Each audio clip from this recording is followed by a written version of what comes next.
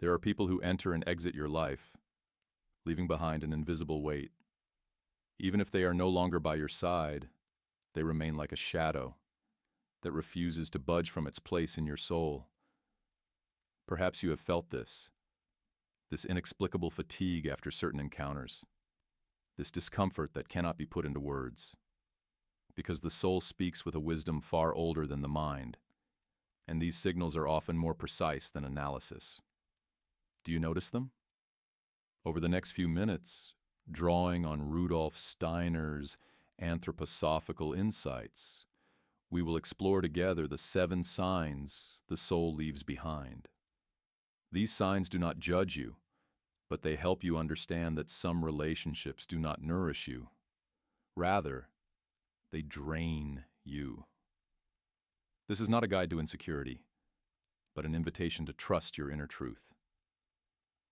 What you discover here may change your perception, bring painful awareness, but becoming aware is the first step toward liberation. Steiner says, every human encounter leaves a trace in the soul's etheric book. Some write light, others write discomfort. Are you ready to see which traces remain in your life? Let's start with things your body already knows before your mind can grasp them. Sign 1. The silent alarm of the ethereal body. The ethereal body is a subtle veil surrounding your physical presence and responds to vibrations invisible to the naked eye. According to Steiner, this body is the first line of defense against destructive or consuming energies. Sudden fatigue when approaching certain people, unexplained tension in your muscles, an inner feeling that you should get away from here. These are not figments of your imagination, but the language of your protective instincts. These feelings go beyond ordinary senses. Recall those moments, discomforts with no apparent cause after meeting this person, disturbing dreams featuring them, a sense that something fundamental is wrong, even if you can't logically justify it. Your soul has already responded. Why insist on using your mind to justify what your deepest being has already rejected? The first sign manifests itself in the weariness of the soul after certain encounters. Steiner explained that some souls have not developed the ability to produce their own inner light. These souls feed on the spiritual essence of others. You become the source that fills their void. This mechanism usually operates invisibly, but its effects are very noticeable. People whose moral development has been interrupted consciously or unconsciously establish parasitic etheric connections. These connections drain the life force of those around them. After talking to such people, you feel as if a part of you has been sucked out. This is not a metaphor, but the reality of the dynamics between subtle bodies. They always need more attention, more approval, more energy, but there is no reciprocity.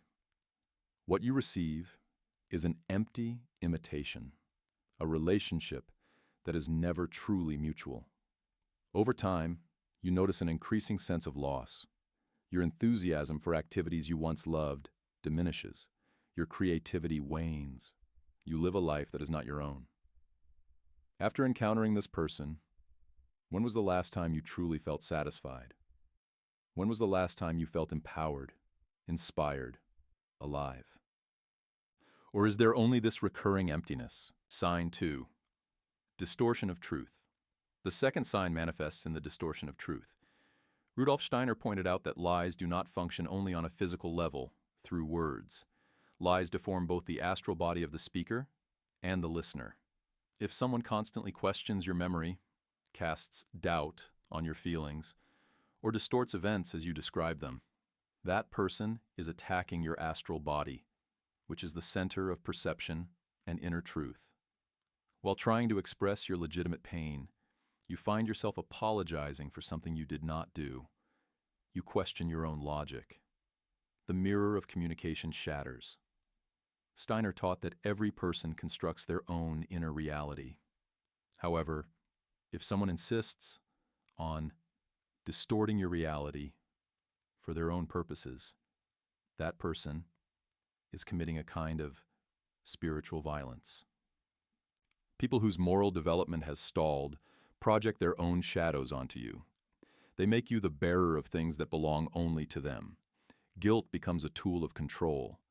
Parallel realities are in conflict. If you constantly have to defend your perception of reality in front of this person, it is not a relationship. It is an ontological war. Consider how much energy you expend justifying your own perspective. Energy that could serve your growth is wasted on endless defenses of your fundamental truth. Sign 3. Absence of remorse. The third sign manifests itself in the absence of remorse. In Anthroposophy, Steiner explains that the evolution of the true self depends on the ability to recognize the pain one causes another and to transform this awareness. Some people never reach this stage. When you point out the harm this person has caused, you will not receive sincere acceptance. Instead, you will encounter detailed justifications, defensive attacks, or an unsettling coldness. Steiner distinguished between the social self, the adapted personality, and the higher self of the spiritual essence. People with malicious tendencies possess only the former. They play the role of humanity without harboring humanity within themselves. Destructive behavior patterns are repeated endlessly due to the lack of the ability to reflect the self, which is the power that enables evolutionary transformation. Rudolf Steiner taught that true morality emerges when we can feel another's pain as our own. People whose morality has become dulled have not developed this spiritual organ. Without genuine remorse, there can be no reparation. Without reparation, there can be no growth. Without growth, there is only stagnant karmic repetition. The cycle never closes. Observe the patterns. Does this person repeat the same hurtful behaviors? Do they learn from the consequences of their actions? Or, while responsibility always lies with others, do you see endless variations on the same theme? Sign 4. Systematic isolation. The fourth sign manifests as systematic isolation. Steiner observed that human evolution is essentially social. The self only becomes aware of itself in relation to the other. Destructive people instinctively know that their control increases when you are alone. By making seemingly harmless comments about your friend's family or partner, they create a fog that slowly breeds distrust and distance. Gradually, you notice your support network shrinking. Your most nourishing relationships are, curiously, always poisoned by misunderstandings involving this person. The invisible siege ring tightens. The more isolated you become, the more dependent you become on the person, orchestrating your isolation. A prison built with subtlety and reasonable denial.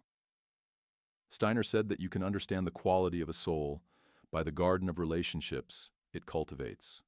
Observe, does this person nurture deep, lasting friendships, or do they leave behind broken pieces and wounds? When your healthy connections are systematically attacked, your etheric body loses the points of support that hold it up. Without your reference points, you become vulnerable and confused. Sign 5. Secretly enjoying the suffering of others. The fifth sign is secretly enjoying the suffering of others. Rudolf Steiner observed that souls who have not completed the task of integrating luciferic and ahrimanic forces derive an unconscious satisfaction from the failures of others. In their eyes, there is a spark when you share a difficulty, and a barely perceptible stir when you suffer. They feed energetically on your pain. They show false empathy. They may express concern, offer help, but on a deeper level, you sense a hidden pleasure there. There is no genuine compassion. Steiner taught that envy is an acid that corrodes the astral body.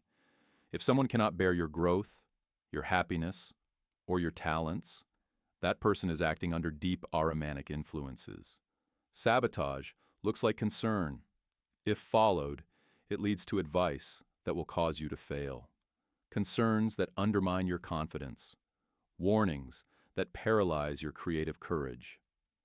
People who are in genuine spiritual development rejoice in the happiness of others. Those who are morally undeveloped feel threatened, competitive, or resentful. The moment you achieve something important is the moment this person's true nature is revealed. By not celebrating or responding with contempt, how does this person react to your successes? With sincere joy or subtle contempt? Sign 6. Emotional manipulation and constant victimhood. The sixth sign manifests itself through constant victimhood and emotional manipulation. Steiner says that the distortion of moral truth is a typical sign of ahrimanic influences. Some souls reverse their own responsibilities and turn every conflict into a theater where they are the victims. The aggressive person presents themselves as the victim. You set a necessary boundary and find yourself inexplicably consoling the person who should be admitting their fault. Reality has been skillfully reversed. Guilt permeates every interaction. Every time you try to discuss destructive behavior, emotional storms erupt. Distracting threats, sudden breakdowns, overly dramatic reactions. In Steiner's cosmology, spiritual evolution requires every being to accept the consequences of their actions. People in moral stagnation never accept responsibility. They always blame others. They repeat the pattern, I am always wronged. They have always been betrayed, always misunderstood, always abandoned. Yet their common trait is that they never question their own narrative. Sign 7. The destruction of your creative potential. The seventh and decisive sign manifests itself in the destruction of your creative potential. According to Steiner's teaching, every soul comes into this existence with a specific task. People with malicious tendencies, consciously or unconsciously, prevent you from fulfilling your evolutionary purpose. An invisible battle begins between the path your soul wants to take and the path that person tries to impose on you. They do not accept that you have your own path that does not include them. Steiner considers will to be the fundamental spiritual power. This person systematically attacks your will, desire, and ability to dream until you become a dim version of yourself. Interrupted growth cycles repeat themselves. You are on the verge of completing an important transformation. A crisis arises. The process is interrupted. You return to the beginning, over and over again. This person plans your life, sets your boundaries, makes it seem as if they determine what is possible, as if your future were their property. This dulling of your creative will is not merely a psychological blow. It is also an injustice to your soul's incarnation task. How much of your life do you live according to your own impulses? How much is shaped by this person's expectations, fears, and plans? The dulling of your creative will is not only psychologically destructive, it is also a spiritual crime against your incarnation task. What to do with this knowledge? Steiner emphasized that every soul comes into this world with intentions that only it can fulfill. When someone systematically prevents this fulfillment, it is not just your immediate well-being that is at risk. It is the meaning of your entire incarnation. Now the question is, what should you do with this knowledge? Simply becoming aware is not enough. Rudolf Steiner taught that freedom begins when we name the truth without fear of the consequences. Identifying a person in your life who has destructive tendencies is an act that requires spiritual courage. But this courage must be accompanied by action. Sometimes the strongest response is to quietly walk away, without explanation or dramatic confrontation. Simply consciously withdraw your energy from that toxic relationship field. This is not running away. It is an act of staying true to your own evolution and protecting yourself. When you eliminate the destructive noise of a malicious entity, you create a space where you can hear your inner voice, your true desires, and your spiritual mission again. Steiner valued the ability to be with oneself without needing external validation. Being alone but whole is infinitely more valuable than being fragmented while accompanied. Forgiveness and boundaries. Forgiveness is possible and even necessary for your own freedom. However, forgiveness does not mean re-establishing the connection. You can forgive spiritually, release the karmic burden, but you do not have to allow further harm. Your spiritual journey is your responsibility. Keeping a destructive person close is a betrayal of the call of your higher self. Growth does not seek stagnation. Like a plant that must be pruned to bloom again, your soul regains its vitality, creativity, and purpose when you remove what suffocates it. Reconnecting with your true self does not happen overnight. It is a gentle awakening process. You will experience moments when doubts arise. Was I too harsh in my judgment? Was I too sensitive? These doubts are often echoes of manipulative voices that have distorted your perception for a long time. Trust what your body knows. Trust the fading fatigue. Trust the returning clarity. Steiner taught that true knowledge is not only intellectual. Knowledge permeates all levels of being: the physical body, the etheric body, the astral body, and the self. When all these levels agree to reject a connection, this rejection is not weakness. It is the voice of wisdom. It is the voice of your integrated spirit protecting you. The reorganization of your life. In the days and weeks ahead, as you work with these insights, you may discover your life reorganizing itself. Relationships you thought were important emerge as burdens. People you barely noticed reveal their true kindness. Space opens for connections that nourish you, rather than drain you. This is no coincidence. It is a natural result of freeing yourself from energetic vampires. The dignity of conscious solitude is a quality whose value is often overlooked. Our culture pushes us toward society at any cost.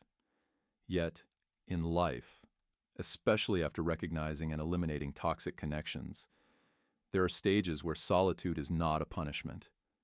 This is a sacred space for renewal. In this space, you can rediscover who you are without the distortions of others. Steiner often spoke of the necessity of distinguishing between cosmic impulses and ahrimanic deceptions. Malicious people often act as the embodiment of ahrimanic forces. They bind you to the illusion of security through materialism, fear, control, and submission. Freeing yourself from such influences is not just a personal matter. It contributes to the overall evolution of human consciousness. When a person breaks free from destructive bonds and returns to their authentic self, they send waves into the collective field. Other souls sense this possibility. They are encouraged to examine their own chains. Your healing is never just yours. It radiates outward, true goodness and responsibility. There may be moments when you feel guilty. Our conditioning teaches us that goodness means putting up with everything, accepting everyone, always forgiving, and staying connected. But this is a distortion. True goodness, in Steiner's sense, means fidelity to truth, fidelity to your evolutionary path, fidelity to the light forces within you, without compromising with darkness or becoming darkened yourself. You owe no one your destruction. You owe no one the abandonment of your mission. You owe no one betrayal of your higher self. What you owe is respect for the path of every soul, including those trapped in destructiveness. But respect does not mean victimhood. It means setting clear boundaries out of awareness, not hatred. The past 7 signs are not just warning signals. They are also tools for self-recognition. Each sign reveals something not only about the other person, but also about yourself, your willingness to sacrifice your perception, your fear of loneliness, your hope that people will change if you give enough. These insights can be painful, but the pain that leads to awakening is a sacred pain. Steiner distinguished between darkening pain and illuminating pain. The former keeps you trapped in the victim role. The latter makes you a conscious creator of your destiny. The decision is yours. The decision is yours. You can ignore these signs, return to comfortable unconsciousness, continue hoping that everything will somehow resolve itself. Or you can gather your courage to accept the truth and act accordingly. Not with violence, not with drama, but with the quiet determination of a soul that knows its worth. Your life is too precious, your incarnation too meaningful, your spiritual mission too important to be sabotaged by people who have not integrated their own darkness. You are not here to carry the unresolved shadows of others. You are here to realize your own light. When you notice that someone in your life carries these signs, it is not the end. It is a beginning. It is the beginning of your return to yourself. It is the beginning of regaining the wholeness of your soul. It is the beginning of a life defined not by the destructive impulses of others, but by the creative impulses of your own higher self. The silence after the storm is the most fertile ground. In this silence, freed from toxic voices, you can finally hear what your soul has been trying to tell you all along. You can take the reins of your life back into your own hands. You can choose with whom to share your energy. You can build connections that uplift you, not diminish you. The journey ahead. This is not an easy journey. There will be moments filled with uncertainty. There will be moments when loneliness weighs heavily. There will be moments when you question whether you made a mistake.